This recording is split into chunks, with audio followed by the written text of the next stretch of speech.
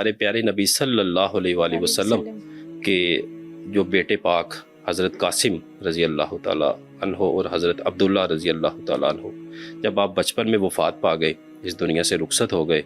تو ہمارے پیارے نبی صلی اللہ علیہ وآلہ وسلم بڑے پریشان تھے۔ اب ڈیفینیٹلی ایک اولاد کا دکھ کوئی چھوٹا دکھ نہیں ہوتا۔ تو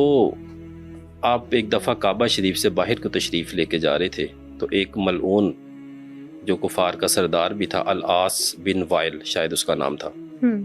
وہ اپنے ساتھیوں کے ساتھ ادھر بیٹھا تھا، اور اس نے ہمارے پیارے نبی صلی اللہ علیہ وآلہ وسلم کی شان میں گستاخی کی، نعوذ باللہ، اور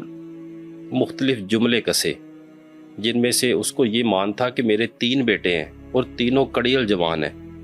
ٹھیک ہے، اور ان کی تو اب نرینہ اولاد ہی نہیں ہے، ان کی تو نسل ختم ہو گئی، آگے چلے گی نہیں، ٹھیک ہے۔ انہوں نے ایسے الفاظ بولے کہ جو شاید ہم بیان بھی نہیں کر سکتے، اس طرح سے کہ اب ان کی آگے نسل نہیں چلے گی، یعنی کہ آپ جیسے اب بے نسل ہم کسی کو کہہ دیتے ہیں، نعوذ باللہ، اور اس طرح کے الفاظ آپ کے بارے میں کہے اس نے، خبیث نے۔ تو اللہ تبارک تعالیٰ کی طرف سے فوراً آقا کریم صلی اللہ علیہ وآلہ وسلم کی دل جوئی کے لیے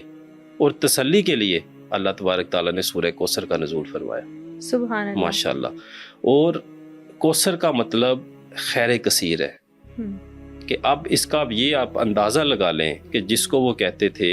جس شخصیت ہمارے پیارے نبی صلی اللہ علیہ وآلہ وسلم کے بارے میں جو وہ الفاظ بولتے تھے کہ ان کی نسل نہیں ہے، ان کی نسل نہیں چلے گی کیونکہ نرینہ اولاد نہیں ہے۔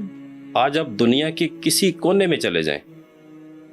دنیا کے کسی کونے میں چلے جائیں، ہر جگہ پہ آپ کو سید زادے ملیں گے۔ ایسے ہی ہے، کیسی خیر کثیر ہے یہ۔ اور اگر اس سے حوض کوثر کو بھی ہم لیں، ہاں یہ کہا جاتا ہے نا کہ حوض کوثر کیا ہے؟ جی، حوض کوثر، اگر حوض کوثر کو بھی ہم اس پہ اگر فکس کرنے کی کوشش کریں تو وہ کیا ہے؟ وہ بھی خیر کثیر ہے۔